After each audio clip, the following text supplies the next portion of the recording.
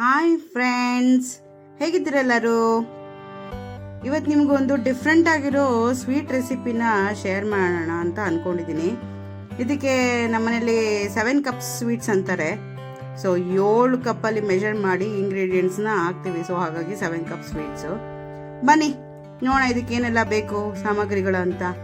So ಇದಕ್ಕೆ 1 ಕಪ್ಪು ಕಡಲೆ ಹಿಟ್ಟು, 1 ಕಪ್ಪು ತೆಂಗಿನಕಾಯಿ ತುರಿ, ಫ್ರೆಶ್ ತೆಂಗಿನಕಾಯಿ ತುರಿ, 1 ಕಪ್ಪು ಹಾಲು, ನೀವು ಯಾವ ಹಾಲಾದ್ರೂ ಬೇಕಂದ್ರೂ ಯೂಸ್ ಮಾಡ್ಕೋಬೋದು, 1 ಕಪ್ಪು ತುಪ್ಪ ನೀರು ಮಾಡ್ಕೊಂಡು ಹಾಕೊಳ್ಳಿ, 3 ಕಪ್ಪು ಸಕ್ಕರೆ. ನಾನು ಸಕ್ಕರೆನ ಬೌಲಲ್ಲಿ ಹಾಕೊಂಡಿದ್ದೀನಿ. ಸೊ ಒಂದು ಅಗಲವಾಗಿರೋ ಬಾಣಲೆ ತಗೊಳ್ಳಿ ಅಥವಾ ಒಂದು ಕಡಾಯಿ ತಗೊಂಡು ಅದಕ್ಕೆ ಹೇಳಿರೋ ಇಂಗ್ರೀಡಿಯೆಂಟ್ಸ್ ಇದೆಯಲ್ಲ ಒಂದೊಂದಾಗೆ ಸೇರಿಸ್ಕೊಳ್ಳಿ. ಸೊ ಹಾಲು ನಿಮಗೆ ಯಾವ್ದು ಬೇಕಂದ್ರೆ ಹಾಕೊಳ್ಳಿ. ನಾನು ನಂದಿನಿ ಹಾಲು ತಗೊಂಡಿದ್ದೀನಿ. ತುಪ್ಪನ ಗಟ್ಟಿ ತುಪ್ಪ ಹಾಕೋಬೇಡಿ, ಯಾಕೆಂದರೆ ನಿಮಗೆ ಮೆಜರ್ಮೆಂಟ್ ಗೊತ್ತಾಗೋದಿಲ್ಲ. ಸೊ ಹಾಗಾಗಿ ಸ್ವಲ್ಪ ಬಿಸಿ ಮಾಡಿ ನೀರು ಮಾಡಿ 1 ಲೋಟ ತುಪ್ಪ ಹಾಕೊಳ್ಳಿ. ಸಕ್ಕರೆ ಹಾಕ್ಕೊಂಡು ಎಲ್ಲ ಇಂಗ್ರೀಡಿಯೆಂಟ್ಸು ಚೆನ್ನಾಗಿ ಬೆರೆಯೋ ಥರ ಮಿಕ್ಸ್ ಮಾಡ್ಕೊಳ್ಳಿ ಗಂಟಿಲ್ದಂಗೆ. ಸೊ ಗಂಟಿಲ್ದಂಗೆ ಮಿಕ್ಸ್ ಮಾಡಿಕೊಂಡ್ರೆ ನಿಮಗೆ ಮತ್ತೆ ಒಲೆಯಲ್ಲಿಟ್ಟಾಗ ಗಂಟಾಗಲ್ಲ. ಚೆನ್ನಾಗಿ ಮಿಕ್ಸ್ ಮಾಡಿಬಿಟ್ಟು ಒಲೆಯಲ್ಲಿ ಹೈ ಫ್ಲೇಮಲ್ಲೇ ಒಲೆಯಲ್ಲಿ ಇಟ್ಕೊಳ್ಳಿ. ಸೊ ಒಲೆ ಉರಿ ಹೈಯಲ್ಲೇ ಇರಲಿ. ಹೈ ಫ್ಲೇಮಲ್ಲಿ ಇಟ್ಕೊಂಡು ಚೆನ್ನಾಗಿ ಸಕ್ಕರೆ ಪೂರ್ತಿ ಕರಗೋ ತನಕ ಕೈ ಬಿಡ್ದಂಗೆ ಮಿಕ್ಸ್ ಮಾಡ್ಕೊಳ್ಳಿ. ಆ್ಯಕ್ಚುಲಿ ಈ ರೆಸಿಪಿಲಿ ಒಲೆ ಮೇಲೆ ಇಟ್ಮೇಲೆ ಕೈಯೇ ಬಿಡಬಾರ್ದು, ಏಕೆಂದರೆ ಕಡಲೆ ಹಿಟ್ಟು ಸ್ವಲ್ಪ ತಳ ಹಿಡಿಯುತ್ತೆ. ಸೇಮ್ ಅಂದರೆ ಒಂಥರ ಮೈಸೂರು ಪಾಕ್ ಥರನೇ, ಬಟ್ ಮೈಸೂರು ಪಾಕ್ ಅಲ್ಲ ಅಷ್ಟೇ. ಸೊ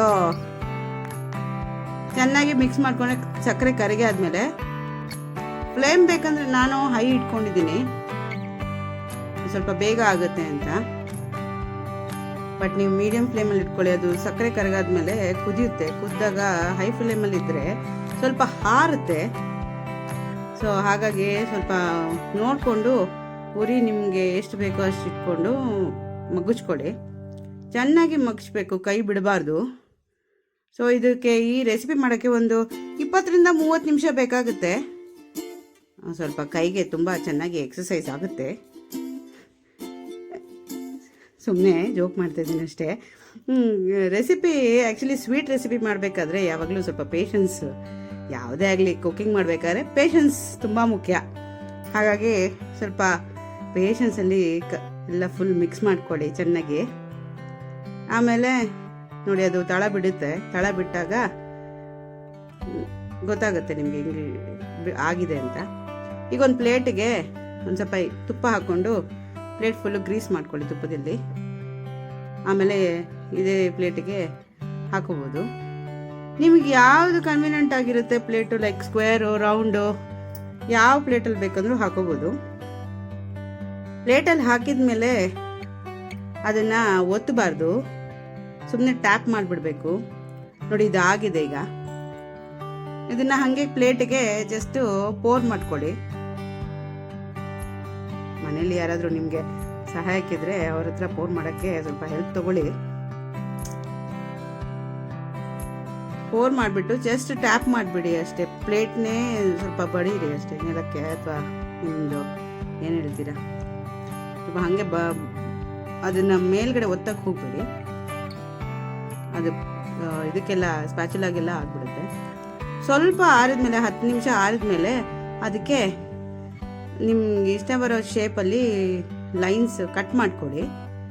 ತುಂಬ ಆರೋದ್ರೆ ಅದು ಮತ್ತೆ ಕಟ್ ಮಾಡೋಕ್ಕೆ ಬರಲ್ಲ, ಗಟ್ಟಿಯಾಗಿಬಿಡುತ್ತೆ.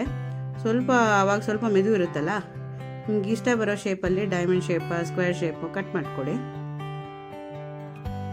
ಕಟ್ ಮಾಡಿಕೊಂಡು ಅದನ್ನು ಸ್ವಲ್ಪ ಆರಕ್ಕೆ ಬಿಟ್ಬಿಡಿ, ಸ್ವಲ್ಪ ಆರಲಿ ಕಂಪ್ಲೀಟಾಗಿ. ಆರಿ ಆದಮೇಲೆ ನೀವು ಒಂದು ಪ್ಲೇಟಲ್ಲಿ ಅಥವಾ ಒಂದು ಪೇಪರ್ ಮೇಲೆ ಅದನ್ನು ಸ್ಪ್ರೆಡ್ ಮಾಡಿಕೊಂಡು ಅದನ್ನು ಪೀಸಸ್ ಆಗಿ ತೆಗಿಬೋದು. ಸೊ ಎಷ್ಟು ಚೆನ್ನಾಗಿದೆ ನೋಡಿ, ಡಿಫ್ರೆಂಟ್ ಆಗಿರೋ 7 ಕಪ್ ಸ್ವೀಟ್ಸ್ ರೆಡಿ. ನೀವು ಕೂಡ ಟ್ರೈ ಮಾಡಿ ಮನೇಲಿ. ಹೇಗೆ ಬಂತು ಅಂತ ಕಮೆಂಟ್ ಮಾಡಿ. ನಮ್ಮ ಮನೇಲಂತೂ ಆವಾಗ ಈ ಸ್ವೀಟು ಮಾಡ್ತಾನೇ ಇರ್ತಾರೆ. ನಮ್ಮ ಮನೇಲಿ ಮಕ್ಕಳಿಗೆ, ದೊಡ್ಡವರಿಗೆ ಎಲ್ಲರಿಗೂ ಇಷ್ಟ. ಸೊ ನೀವು ಟ್ರೈ ಮಾಡಿ ನನಗೆ ತಿಳಿಸಿ.